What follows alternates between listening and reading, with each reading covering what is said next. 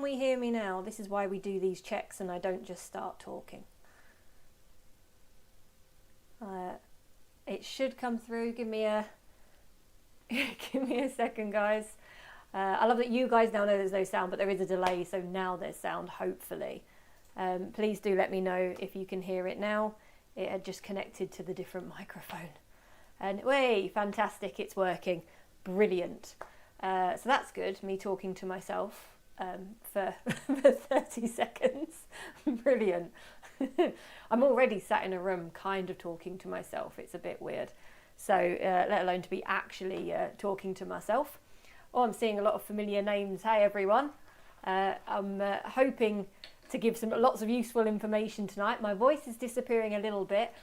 Some of you already know I ran a dance workshop on Sunday. And after that, my voice has gone a little bit. So apologies. I'm going to try to make sure it goes staged for tonight. There we go. But I'm glad we've got the sound working. So I've been planning a lot of different bits and bobs to go over today. And I'm quite excited, to be honest, because posing's something that I accidentally fell into. And the reason I sort of say that is I started photography when I was quite young. I actually started with studios at the age of 14. And my biggest weakness was communication and posing, partly because I was so young, I didn't know how to direct people or what to say, but also because it's difficult to sort of know the right poses and what to do, and if you're saying enough or not enough, and posing was something I considered my biggest weakness. And I worked really, really, really hard at learning poses and learning different things, and I always felt like it was the biggest weakness. And then I got asked, I can't remember the year now, probably about 2016, 2017, something along those lines, to do a talk for the photography show. And they wanted to base it all on posing, and they called me in as an expert on posing. And that just seemed to be the craziest thing in my head, that I still consider this my biggest weakness. And I think that's a key lesson, that if you focus on something that you're bad at enough, you accidentally become an expert or become good in it. I did exactly the same thing for editing. I used to hate editing so much, and I accidentally became really good at it and learned absolutely everything. And people come to me for editing advice all the time. So I think it's definitely an area, but you can also end up being an expert in something that you thought, I wasn't very good at that. So let me get my presentation over. Now, one thing I would love to say first is that please do ask questions as we go.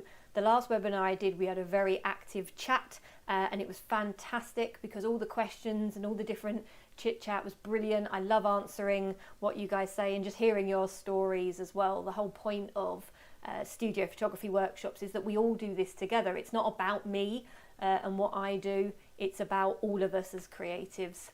Making pretty pictures, really, because that's what we like to do, isn't it?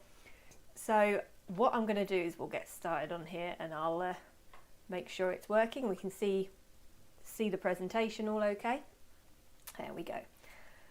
So first thing, I love that some of the images aren't loading. Isn't that brilliant? That shows we've got a good internet. I'll just go and check that. Got me and a newborn. Brilliant. You've got to have some technical difficulties, haven't you? Yeah, the images are there. I'll reload that. The first bit's just me telling you about me anyway, so let's get that open. Classic, eh? Hey, it's worked that time. Technical difficulties. So, my name is Stephanie Thornton, for those who don't know. Told you a little bit of my history. But for anyone who doesn't know, I photograph everything with a face. That is kind of my area. I work with animals, I work with newborns, I do promotional kind of work, I do model work, I do headshots, I do families. If it's got a face, I photograph it. And I was lucky enough to recently be awarded Print Master of the Year with the British Institute. That's hard to say. and newborn photographer of the year, as well as studio portrait photographer of the year. So it's been a really fantastic year already to get going. And I do a whole range of different things. So for me, anything that involves people, a face or animals is my complete area. I'm a studio photographer mainly. I don't go out and about as much because I'm a control freak and I love all my lighting and to be very, very controlling.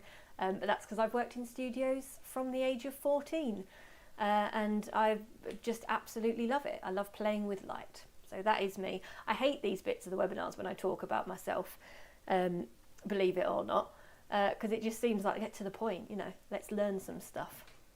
But do ask any other questions. So today we're going to look at posing, and I've broken it down into 3 sections: connect, guide and refine. The connect bit I'm going to go through reasonably quickly because the bit you're all actually here for is the guide, is how to guide your models, how to pose your models, and to learn some tips and tricks about that. But I can't get there without going through how to connect to our models too. And then how to refine our poses and what to look for. Now, I've tried to cram as much information as I can into this presentation for you. Quite frankly, I could go on for hours as per usual, and a lot of you that know me know that I'm very capable of going on and talking non-stop for hours and hours, and I could put together a 3-hour presentation, but none of you are asking for that. So I'm going to go through these different sections, do ask questions, and we'll go through each bit. So how I like to teach when it comes to posing is that it's all about developing your creative skills, not a cheat sheet. Cheat sheets are great, you know, extra little information, hints and tips, all these things are brilliant.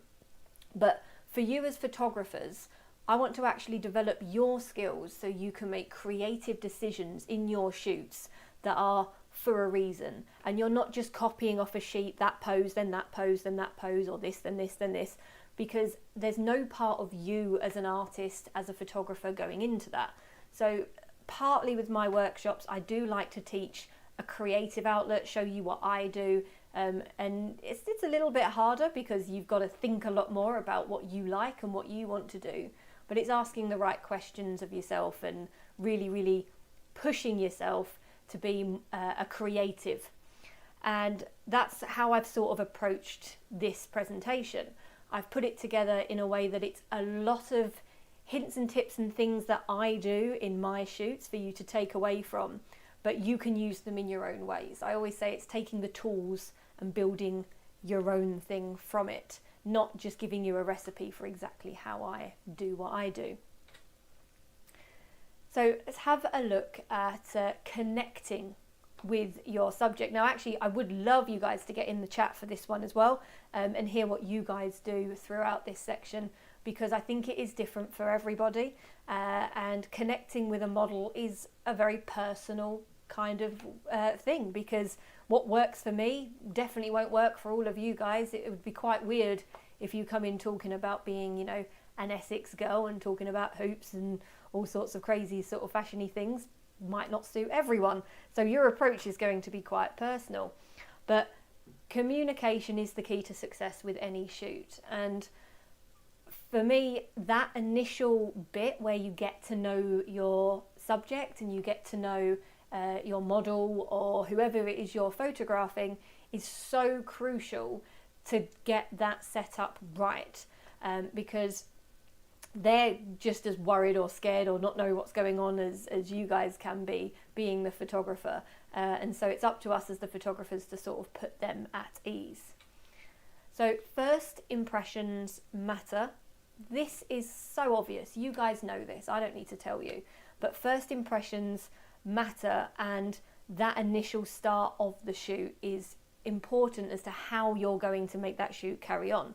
The first thing I always say in any shoot, whether they know me or not, is don't worry, I'm going to tell you absolutely everything of what you have to do, because that's the first thing people are worried about. I don't know any poses and I'm not sure what I'm going to do, and they're panicking. And if you just say, don't worry, I've got this, it's absolutely fine, I'm going to tell you absolutely everything, they can breathe, relax, and you can just start having a normal conversation with them, which is a bit better, isn't it? Forever friends. So I talk to everybody, whether I know them or not, like I've known them forever. And it's something I started doing years ago, I think out of nervousness, to be perfectly honest. But it immediately puts people at ease, like they're already relaxed with you. Because if you go, oh, hi, how are you? And it's nice to meet you. I'm this and I'm that, and going over things. If you just walk in and go, how's the traffic? Was it all right? You can immediately connect with someone and it's much more relaxed. You've put them at ease, and just, connecting like you've known them forever is always good. Ooh, I skipped one. Give them time to speak. Goes without saying, but absolutely worth making sure that you discuss anything you need to know from them. They might have ideas, things they're comfortable with, not comfortable with, but also I ask in every single shoot whether there's anything medical or any illness or medical or anything I need to be aware of. I have had many a shoot where, for example, I work with dancers. Dancers injure themselves constantly. So just because I know that this dancer is particularly bendy or something doesn't mean they haven't hurt their ankle recently, and they're not going to tell me. So I always ask. I also had a family shoot once where a dad had had back surgery 6 months prior and refused to tell me before, even though I had asked, and was letting his 5-year-olds jump all over him. And yeah, you can imagine his face in the pictures did not look comfortable. So it's always worth understanding, knowing if there's anything you need to know about or they're concerned about. Things that I will always ask. Don't worry, I'm going to tell you everything. It's one that goes without saying. Is there anything you have in mind, or would you like to go with the flow? When I ask that question, I'm not really asking them if there's anything they've got in mind. Now, if they have, that's great, they're going to add it in. What I'm doing is I'm giving them the option to say go with the flow, so they can have the pressure relieved off them that you're going to ask anything of what they want to do, or if they've got any ideas. Because if they're worried that you want them to pose, them to do anything, this is going to remove it. So it's just very simple. Is there anything you've got in mind, or would you like to just go with the flow? Every shoot I have pretty much says go with the flow, which then means you're in complete control, and that's what we want anyway, right? I'm assuming you're all control freaks just like I am, definitely. I'll help you guide with poses and what looks good, so don't worry. Now, this is a specific point if you're working or photographing women. Women are going to be, sounds a bit sexist really, I suppose, men could be like this as well, but women are going to be faffing, making sure their hair's okay, and if that one hair's out of place, they're going to be panicking. And if you can remind them or sort of relax them into the fact that, don't worry, I'm going to keep an eye out for this stuff too. I'm not just going to photograph you as is. I'll make sure that there's a hair or whatever and everything's okay. They can relax a little bit. Now, this applies a lot with my dancers because my dancers are thinking, okay, feet here, hands here, this here, and they know that I can look for things as well, and it's not all the pressure on them.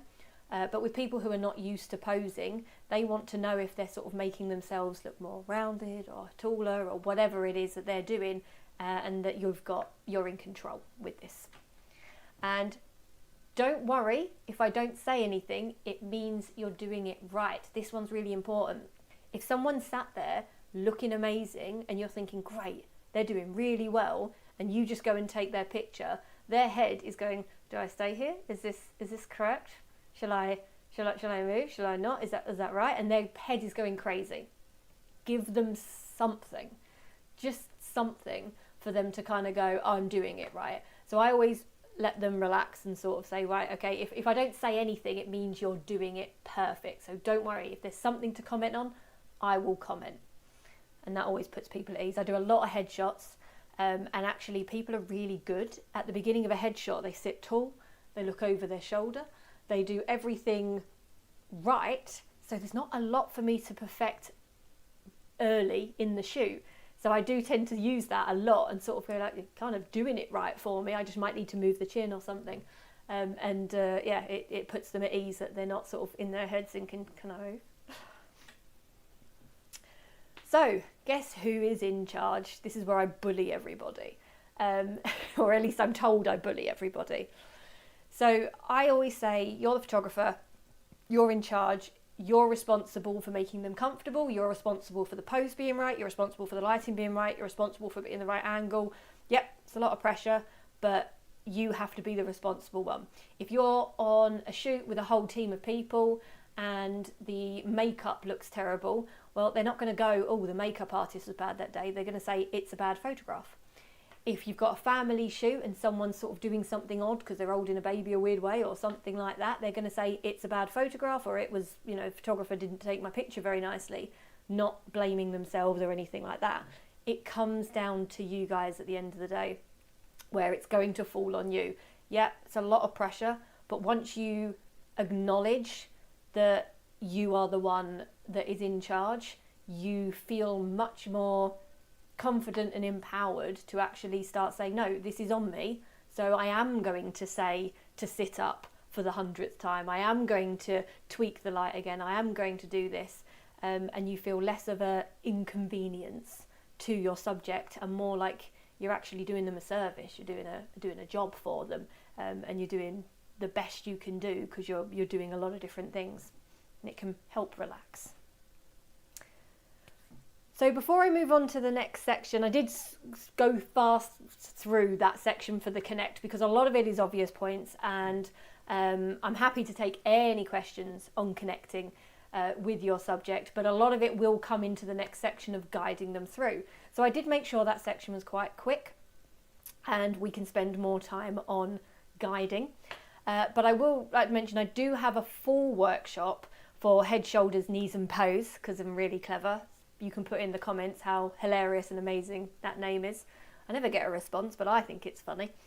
And my head, shoulders, knees and pose workshop at my studio in Yorkshire, in Pontefract in Yorkshire, on the 16th of March. I am incredibly excited because we're going to work through flow posing in small groups and be able to really get hands-on at trying different posing, trying different communications, and really mastering lots of different things.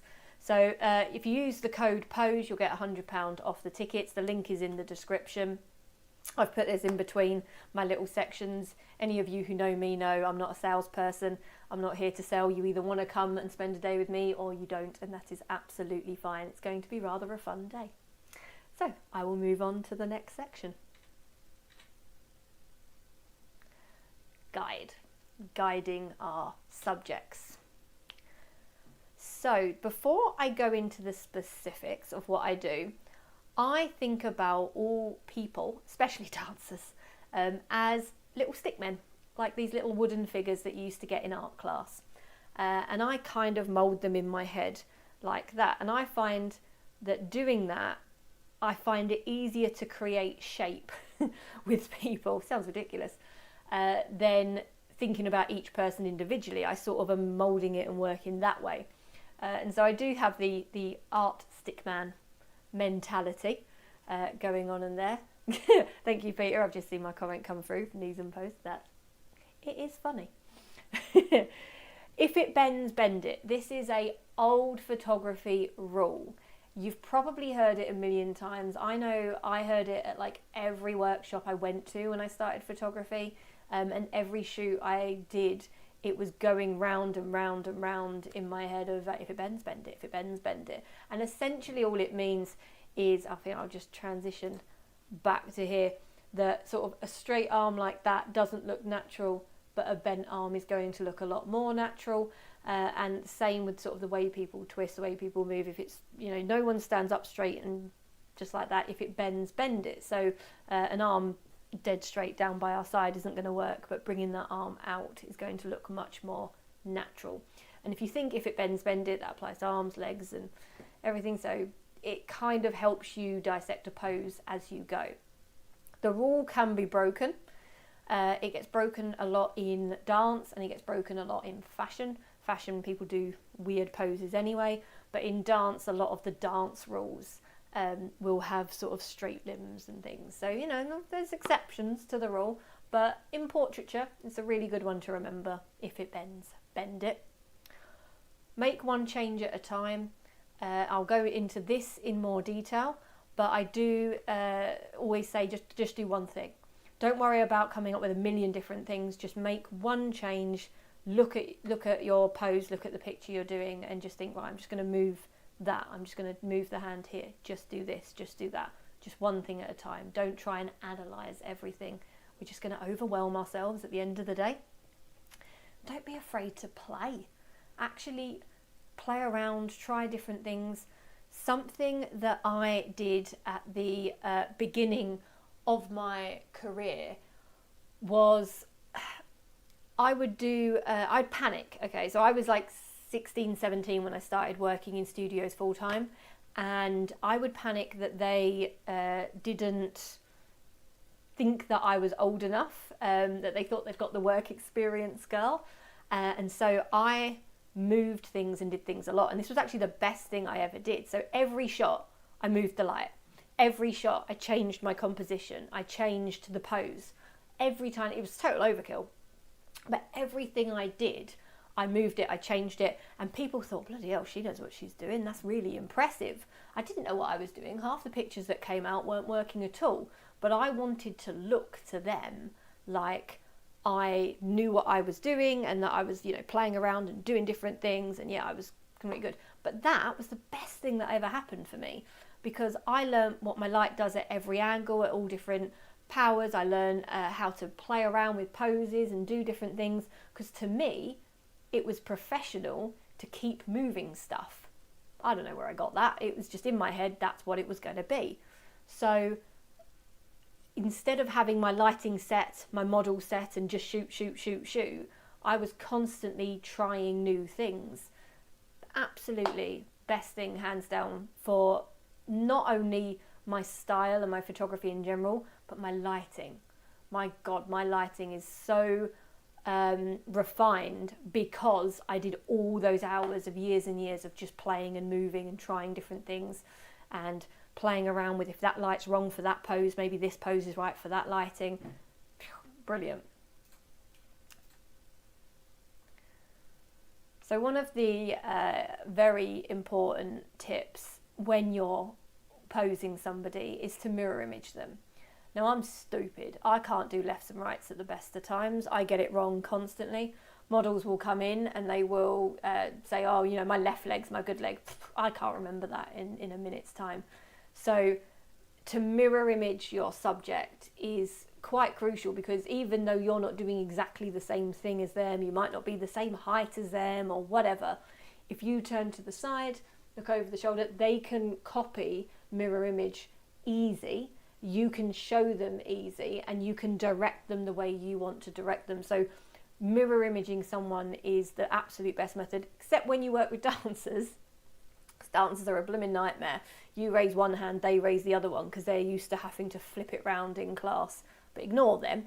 I don't even change my technique for my dancers. I make them work my way, because mirror image is the best thing.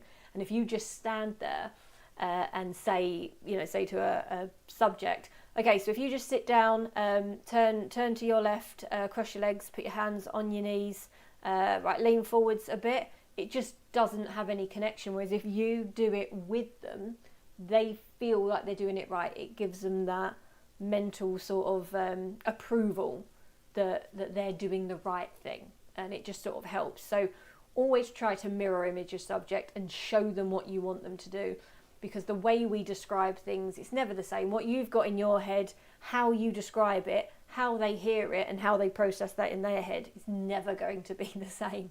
You always get a million different techniques. So actually just showing someone and mirror imaging it is easily the best thing. I recorded these earlier for you. I hope you all appreciate it. So when you're moving someone's chin, really, when you want to direct the chin and where it goes, I have a very specific technique that I teach in head, shoulders, knees and pose. And the first one for chin, as you can see, is a grab of the hand, and the chin goes down and goes up and can follow. Now, you're obviously not actually grabbing their chin. You wouldn't think I have to say that, but believe it or not, I've been asked that question a few times. Like, are you allowed to grab someone's chin? I'm like, no, you're doing it in the air. It's pretend. But, we'll clarify it now. So we're just grabbing the chin and we're moving head down, head up. Now, I have done my head, shoulders, knees and pose talk on many different stages, many different places. And it got to a point where people started saying, well, you're working with models that you know. Now, I wasn't always working with people I know, but they didn't know that. So I now demo this with the audience. And I can pick anybody, a randomer walking down the street, and you do this action and you show them with the chin. You do it too, you move your head as well. They will follow. Now, I took this a little bit further. I actually decided to test this with children, babies, and actually a 6-month baby followed this and did work. Now, don't have a go at me here, but the 6-month baby girls pick it up very quickly. The boys don't pick it up until they're about 2. I don't know why. That's just what the results gave me when I did the test. But it was something that the girls did pick up very, very early. So following that direction. You can also find that sometimes, and it does tend to fall on the boys a little bit more, they might overdo it. So you pull the chin down and they literally look at the floor. So you just have to refine it. But that's why we do the pinch movement and just move slightly up, slightly down. And once they're in sync with you, you won't have to actually communicate anymore and say chin. You will just do this symbol and they will follow. By the time you've learned all these symbols that I'm about to show you, you will be able to be having a normal conversation like I'm having with you now and still posing your subject without actually saying and chin down. It's brilliant. They don't even know they're doing it. It's like puppetry. I kind of have a bit of a power trip with it. I really enjoy the power. So that's what we do with the chin.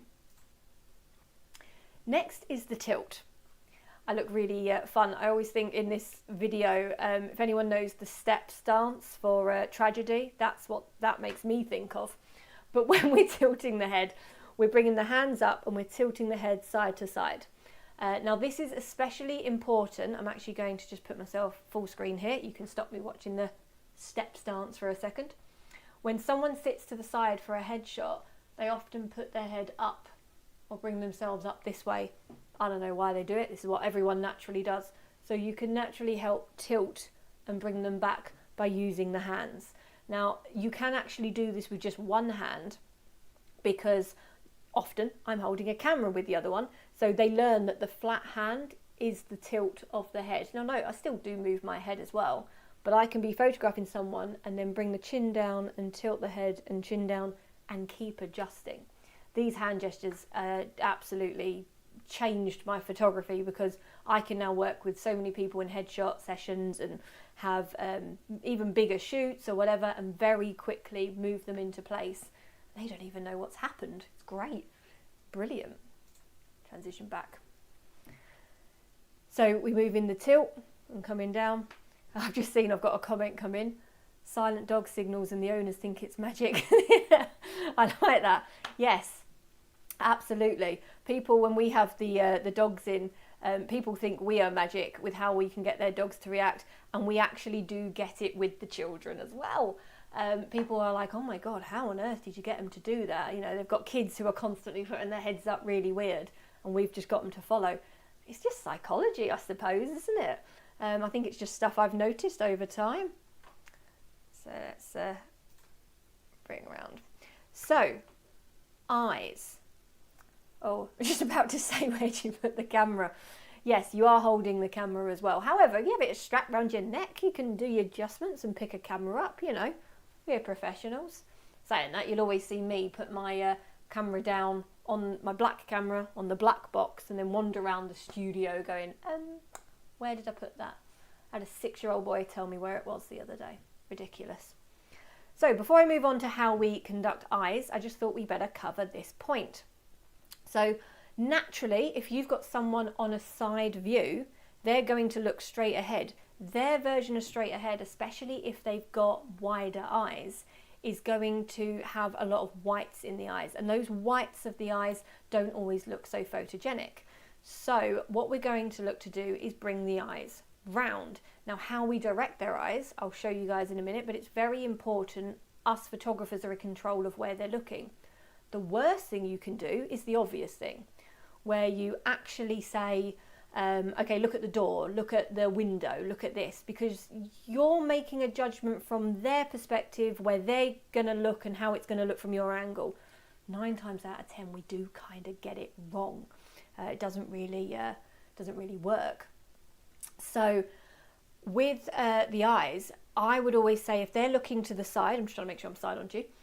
If they're looking to the side, you tell them to look straight ahead, and then a metre-ish, depends on how big your room is, just off to the side. So they're actually looking here, but from your angle, it looks like they're looking straight ahead. Or you give them a pinpoint to look at. Now, how we do that is we draw and we put a pin in it. So it's a draw and you put a pin in it. Now, wherever they are, they're sat in front of you. I mean, I'm going to transition just to here. So as you draw and put a pin, wherever that pin is to them, you can see their eyes are in the right place because you're looking at them. So we're drawing it. Wherever that pin is to them, they're going to look beyond that and they're going to find a pinpoint where they're looking. You don't even have to tell them to do that. They just will. I don't even explain the whole putting a pin in it thing, because I do that and they stay. Don't ask me, no idea why that works, but it does work. They literally just will do it. Okay, bring your eyes just there, and they will stay with it. It's great. I told you, it's like playing with puppets. It's very, very fun. I definitely do enjoy the power trip a little bit too much. So just show symbol, so it's just bringing and putting that pin in it. If I could actually see you all and I had an audience here, I would be forcing you all to do this right now. So I'd like to think you're all sat at home practicing and doing, chin movements and anyone who's with you thinks you've gone a little bit nuts. But yeah, making sure we do that, put a pin in it. Weirdly, the eyes is the one I see the most people do wrong when they're practicing. They sort of do it, they do the chin motion and go, right, looking up here. And it, it could work, but there's something about the pin. Just kind of secures people there. The wrist. Going to have a little look at hands after this as well, so it kind of goes together.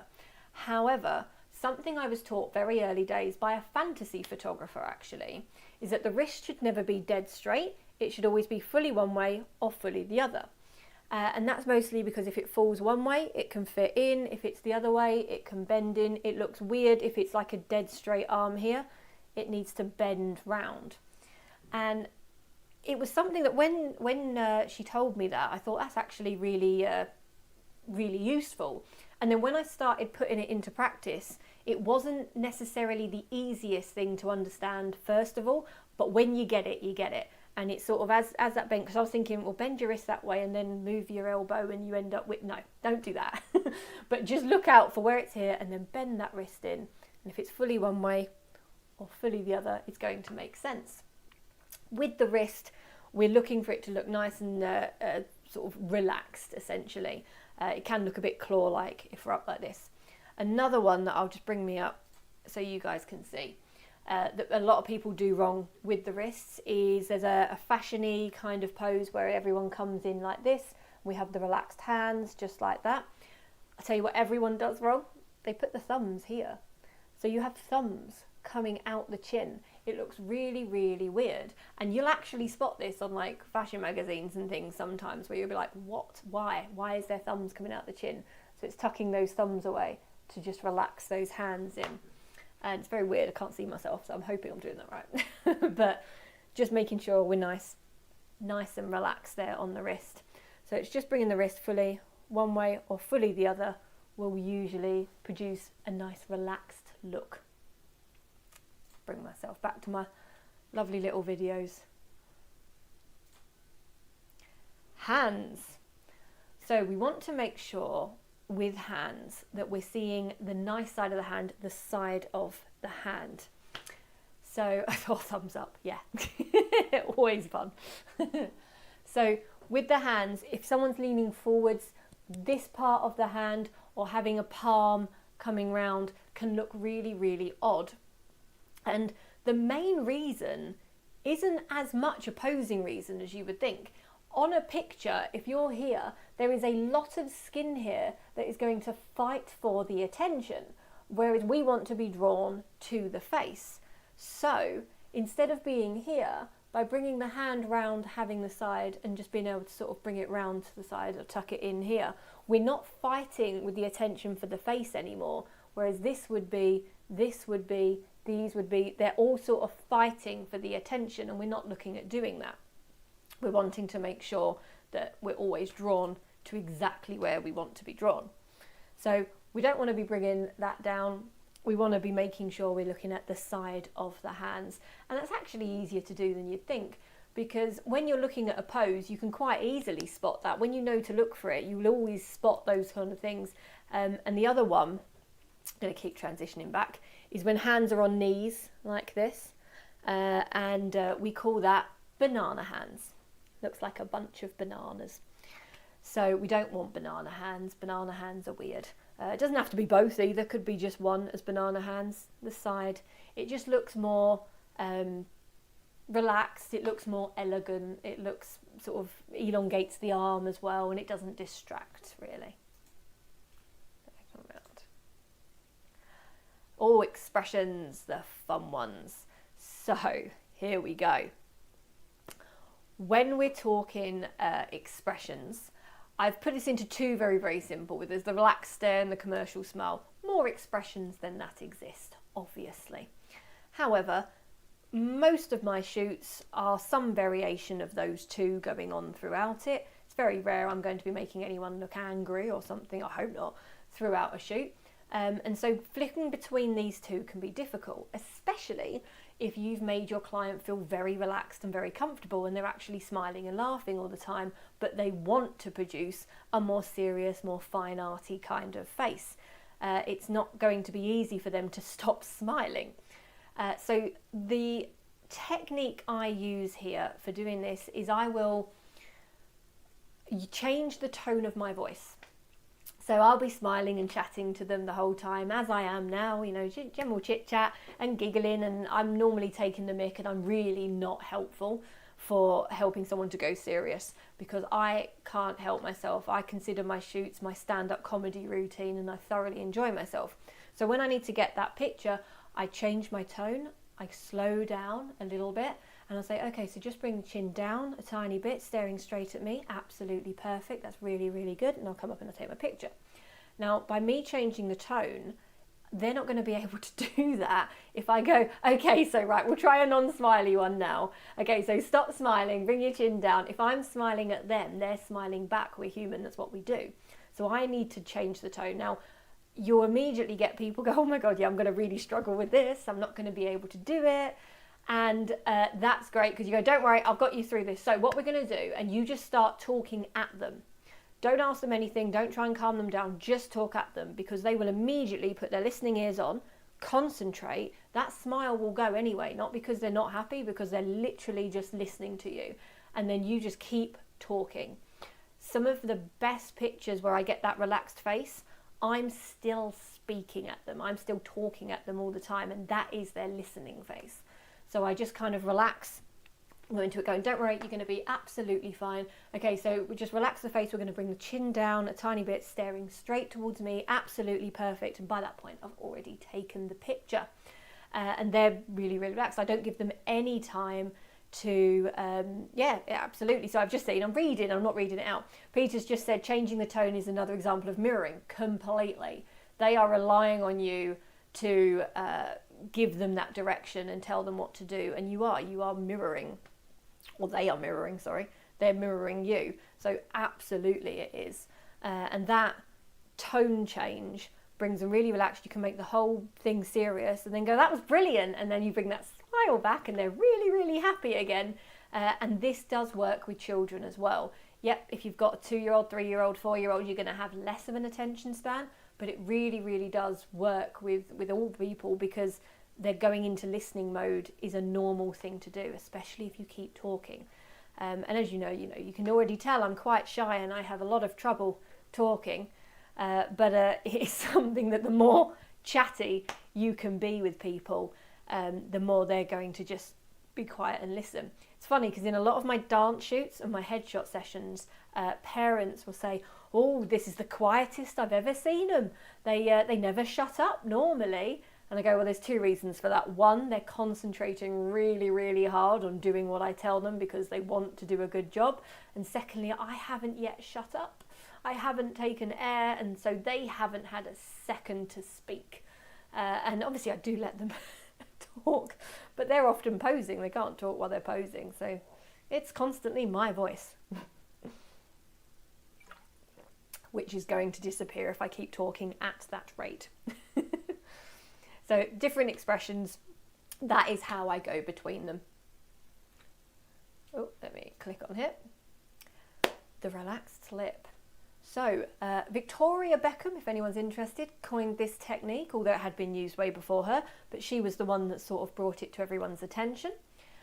The weirdest poses can look natural if the bottom lip is relaxed and you've got that slight gap in between. Psychology again. If the viewer can see that the model is breathing, you know they're comfortable and they're okay. It's a weird, I don't know, part of the lizard brain nonsense that goes on in our heads. But it was something I learned very early on in my career, and it was absolutely brilliant because I did weird fashion shoots. I love weird fashion shoots a lot. And it was one that just getting people to relax that bottom lip was easy to make any pose look natural. Now, it's not necessarily as easy to get everyone to do it. The way I would tell people is I would just say, okay, because people would naturally close their lip because they're concentrating, they go tight-lipped. So you go, okay, just relax that bottom lip. And they go, just relax it, just normal, just relax. And then they'll get there with it. After that, I change that motion that I'm doing, I'll make sure I'm bigger again, that motion of just bottom lip, that becomes one of my hand gestures. So we go, okay, and chin down, just relax that bottom lip, and they do it instantly. So I can be talking to a parent or anyone else and I can just do that and they know exactly what I mean. They don't even know they're learning this stuff. It's great. You've got them sort of really trained by the end, your chin, and you're chatting away while you're sort of posing them from there. And it's great. It's all this weird sign language. So I can't trust in chin. Just see if Doug, too many models over-relax the bottom lip in my view. Well, it depends if you're relaxing the jaw. The bottom lip is breathing. If the jaw's relaxing in a way and it can look too demonic, it's different to everyone's face shape. But it depends on what your personal preference is with things. Tight lip can make people look uncomfortable. If they're not look like they're breathing and they're looking like they're holding a pose, that definitely can make people look uncomfortable. But it does depend on them. And it does depend. If you're looking at someone wanting to look tough, tight lip, definitely, because they're going to make them look a lot tougher. It looks like they're sort of almost puffing the chest out in a way. So that relaxed lip can be really, really useful to make a pose look more relaxed, especially if they're having to do something that's maybe not as natural. Let's not say cheese. So there's a reason I've put this picture with it as well. Now, I did this shoot recently for a production of Everyone's Talking About Jamie. And you may or may not know the production, but this kind of picture on the front of the poster is the classic Everyone's Talking About Jamie pose. And our lovely model here came in and he said, I really don't know how to smile for this because it's like in the poster, Jamie's kind of laughing, he's smiling, it kind of looks weird. He went, I don't know how to hold it. I said, it's easy, I can teach you this in one thing. I said, what he's doing is the Marilyn. And he went, I love Marilyn. I went, fabulous, because the Marilyn is a very easy one to teach. Now let me just come back here. The Marilyn is very simple, and Marilyn Monroe, of course, she used to do a shoulder roll. So the shoulder roll would come in, the head would go back, and you'd get that smile. And what you do, you don't say cheese. We hate the word cheese. We say, yeah. Because as you come in, you go, yeah. That is the natural smile where everyone's face will normally fall into, yeah. So you just get them to go, yeah. And you will get that. And we managed to do this shot a million times in different poses, different ways, because he could just recreate that pose really, really easily. So it's just, yeah.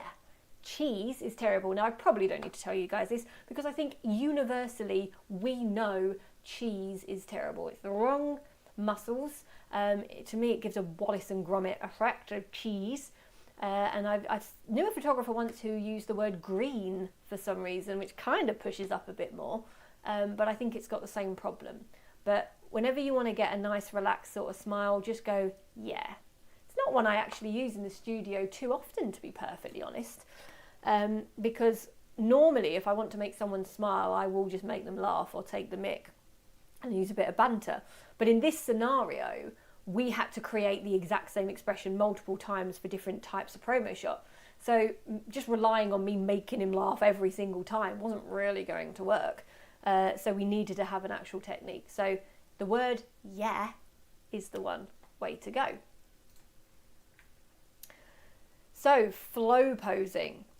This is a term that a lot of people know these days, and just knowing what it is doesn't necessarily make it easier. However, I do think it takes the pressure off learning a million poses, because what flow posing is, it's making one small change each time to keep shooting and keep developing the shoot. Now you might start with someone sort of over the shoulder, and then the hand comes up and the other hand, and they bring the arms down, the shoulder forwards, the chin goes up, the chin goes down, and you're taking pictures each time, and you're relaxing them, and you're working towards getting that final shot that you're really, really happy with. So it's kind of a good way of flowing them in. And in a world of digital, we can do flow posing. It's really good. You can keep shooting, keep doing as many different things and try different techniques. But I think the main thing about flow posing is to take the pressure off the having to come up with, right, okay, so stand here, hands on the hips over the shoulder. Okay, now sit down, lean forwards on the knee and chin down. It's not loads and loads of different posing, and that's why I don't like cheat sheets. Cheat sheets just do that. They go bush, bush, bush, bush, bush. Flow posing teaches you to watch, look at your subject, move an arm, move a shoulder, and develop as you go. And you can try different things. Some things work better than others, and that's great. That's absolutely fine, because as you flow pose, you can find what you like, what you're not sure about, and just work through. So earlier today, Rachel and I went upstairs and she did some flow posing with me, just because in a lot of my shoots we might flow pose but we don't necessarily pick all the images and sort of things. So I thought, well, let's have a go. So we did some flow posings with me earlier today, and we created a lot of different looks. She changed her composition, she changed something with the pose. The lighting stayed exactly the same. We did a natural light sort of lighting, just bouncing off a polyboard for this, so that there wasn't really much to talk about with the lighting. But we just changed that, and we got a lot of different variation. Now this probably took us just a few minutes, not a long. We weren't playing up there for very long, and it was actually a really good exercise to sort of see how many different looks we could kind of come up with very quickly, and just from one set. And it also means that you can create a nice grid or a collection of images that complement and go together from the same set, and you're not having to change your lighting, change your set so much. So flow posing is a really, really good practice to get into, and I think it takes all the pressure off us as photographers, just changing little bits here and there. So yeah, that was quite a fun little activity. If you need help, if you're panicking, when you're having that mind blank moment and you have no idea what to do next, change one thing. Just remember that. Don't worry about remembering everything I'm telling you right now. Just change one thing. Just change the eye position, roll a shoulder, move a hand, move the way the hips are, where you stood on, change one thing, see if it works. Do not worry about, I need something else that's going to look good, I need something different. Just do one thing at a time. That's how we get through flow posing. I'm losing my voice again. You can see I'm quite happy sat in a room talking on my own, aren't you? So let's move on there. So flow posing moves really nicely into building a collection. This is something I have to do a lot in my shoots. I might be working with a model who needs a set of images for a portfolio, a set of images that look good together on Instagram. I might be working with a family who want a set of complementary images to go on a wall. There are lots of times that I create collections, and I use flow posing to do this. And what we're doing is we're looking at creating a set of images that complement each other very well, have the same vibe, but are all a little bit different. And this was a great example because we were creating a portfolio, and in this set of images we were looking at creating a magazine spread, so sort of an 8-page spread of all different sort of poses of essentially the same outfit in different ways, and this is what we came up with. And flow posing definitely became part of it because we played around and tried lots of different things, as well as me changing my composition, my lighting, but making sure the images all fell together. Another way to build that collection together is to pay attention to your editing, your colour grading, and making sure you have a cohesive sort of collection together there. But essentially most of it was done by keeping all those shots within the same sort of essence of each other. So, loving the fact that it's decided I don't need a blue background on this one. It's always fun, technology. But either way, it adds drama. So just so you guys know, if you didn't see before, I do have my head, shoulders, knees and pose workshop, full day workshop coming up, lunch included. So do check out the links that are below in the description. And let me know if you've got any questions about that. You can always message. I always say I'm not a salesperson. If you want to come along, spend a day with me, please do. They're really, really fun. We do enjoy ourselves, and you get to get hands-on and have a go, which is the point. You actually learn by doing. That's what we want to do. I also have, it's not working, is it, any of my things? The background's gone and everything's gone on this. 50% off at the moment on my online dance course. I just thought I'll put that up there as I've had a lot of emails recently about it. So do check out the website.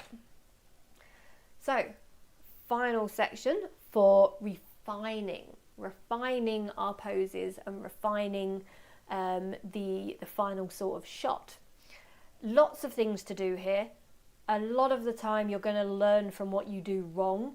So it's helping you be able to pinpoint the moments as they're happening and analyse your pose before you shoot it rather than afterwards.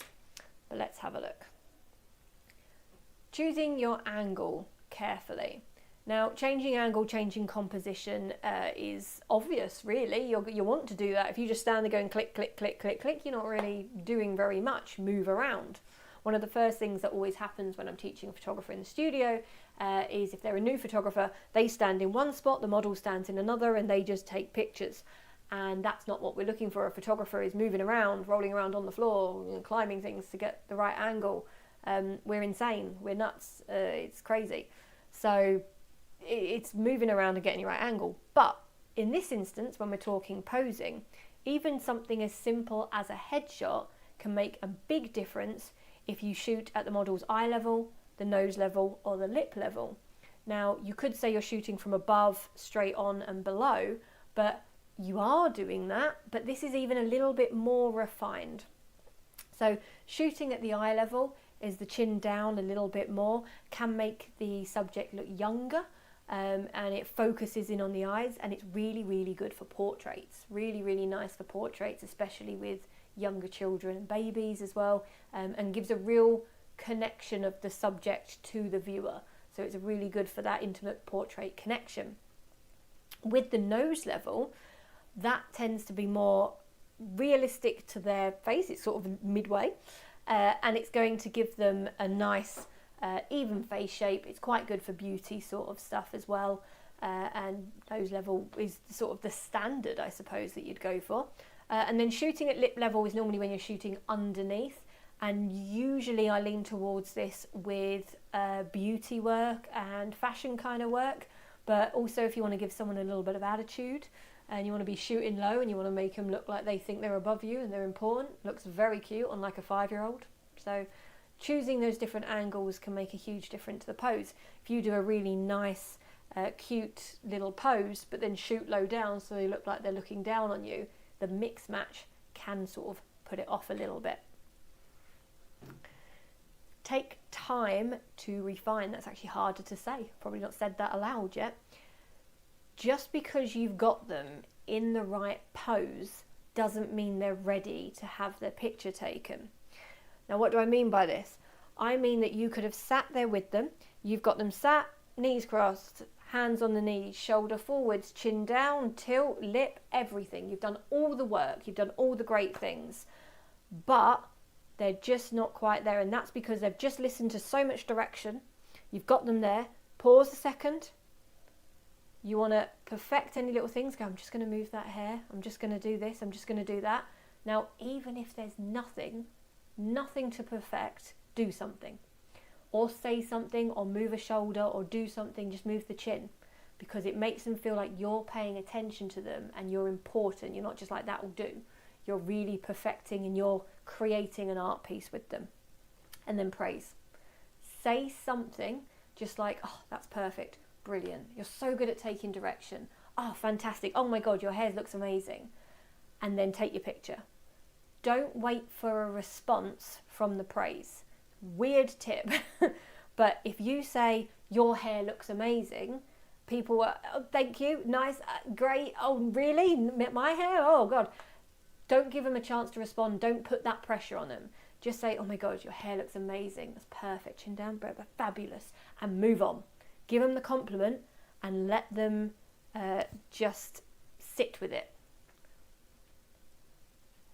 So I've just seen it saying there's nothing now. I'm just checking. Can you guys still hear me? Is everything all okay? That's the camera is on there. Let me know that you can all still hear me and everything's all good. Oh no. Just checking that I'm not just going to keep talking to myself. If one of you can hear me, then everyone else will be able to. But this is a really good technique that I sort of perfected by accident over the years. Ah, brilliant. Thank you, Peter. So I just sort of perfected over the years with just that little pause, that little moment, and then not putting that pressure, not putting that pressure on them to have to respond. When I was, I'm trying to think, 17, 18, as I'm from Essex, I went on a makeup course to go and learn makeup and learn different makeup techniques and whatever and all different things. Something happened there where my instructor came over and she said something complimentary about my eyebrows. I don't know what she said, but it was definitely about my eyebrows. And I did the classic thing where I said, oh God, no, not I hate my eyebrows, and oh my gosh, and all this. And she stopped. She looked at me and she said, it's very rude not to accept a compliment. And she walked off. And I've never, ever forgotten that moment because it made me feel that big. And that's exactly what she meant to do. And it was brilliant. It was fantastic for me, and it helped a lot.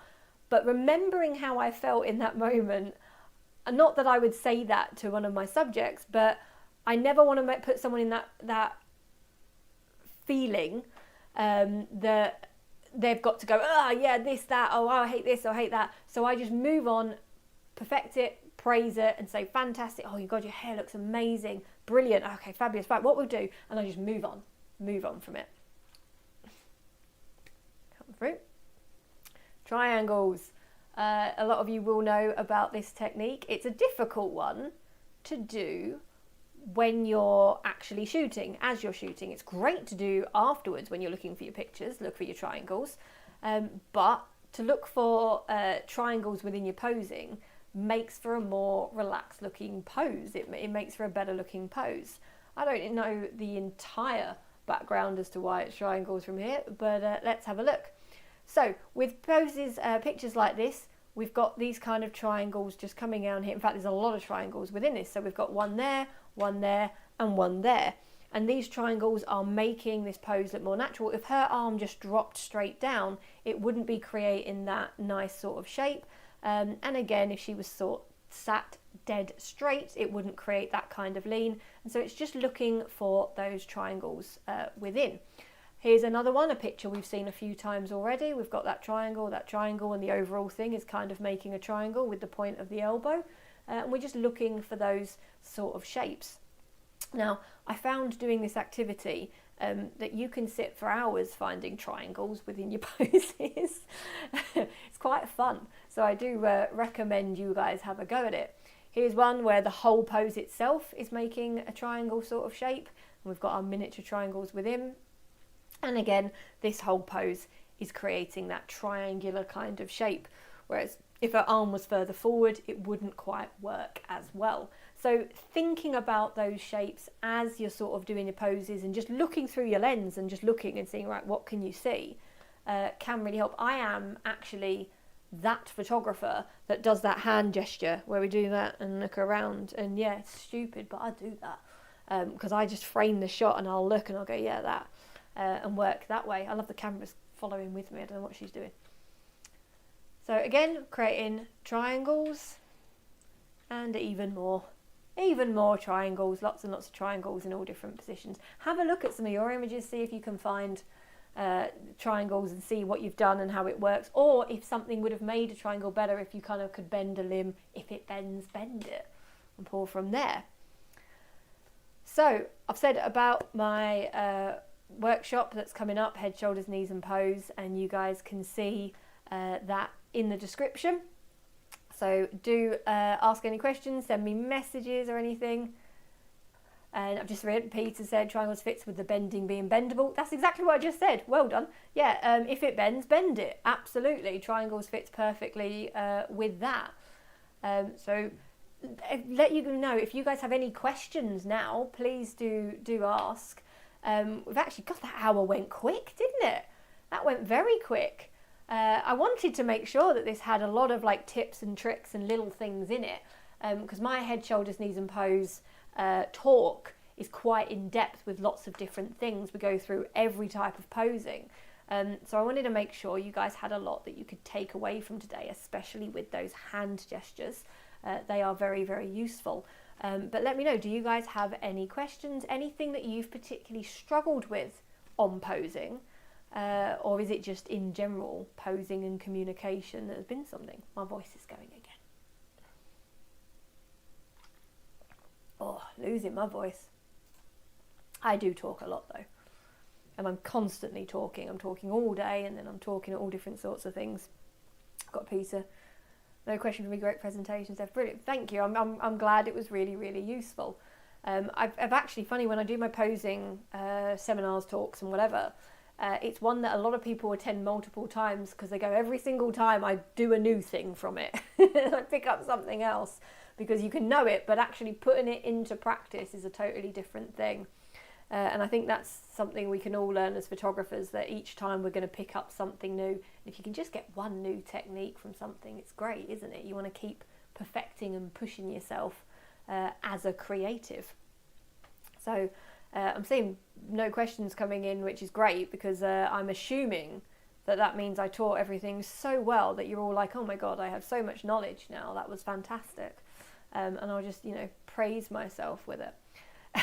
But posing was definitely a struggle for me early days with my photography, especially having that confidence to communicate with people. And so having those little tricks, developing these little tools that I use really, really, really did help. And yeah, so it's been something that's great. I'm getting a lot of thank yous. Thank you guys. You guys have been lovely as usual. It is really nice that you guys actually chat and come back and forth. It does make my job a lot nicer, a lot easier as well. So thank you for being a lovely audience tonight as well. Steve says, Shane Pontefract so far from me. Yeah, do you know what? It is easy to travel around the country, but it's one of those things for a lot of people. I get that message a lot going, I really wish I could just get to you. But I'm doing a lot more online as requested through this YouTube channel. Please do subscribe to my YouTube. It really does make the difference. I'm putting a lot of stuff up coming soon on the YouTube, and I have a lot of people sort of in America and whatever else that I talk to and follow as well, and so that is a lot further. So yeah, I'm going to do a lot more online, a lot more things at request, and I'd love to hear what you guys would like to hear from me as well. Just seen a question come in. Do you suggest being very talkative with your model, or do you keep it going but toned back a bit? Oh, I don't shut up.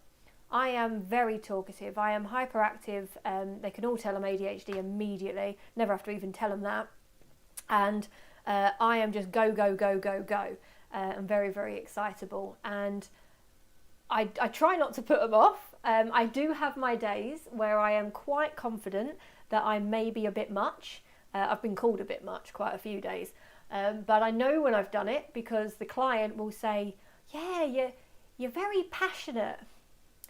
They never mean that as a compliment like it sounds. They mean I'm a bit much and I'm a bit scary. But I do think that us as photographers, we're like hairdressers. We find our people. A lot of people, when they find their hairdresser, that's their hairdresser. They go to them forever. And yeah, so it's something that I find that my clients are my clients. They're my people. And they just do keep coming back to me. It's been very helpful. Course at the weekend. Course is at the. I didn't do weekends last year, so I'm adding weekends in by request this year, and it's working out really, really well. Plus, what else are you going to do on a Sunday? Come see me. It's really fun. Do you encourage your model to keep talking to? I do, but I do read the room. If they're not very talkative or whatever, I will ask them very specific questions. A lot of my go-to questions are boring things such as, are you doing anything else nice today? Where did you hear about the shoot or whatever, like whatever we're doing.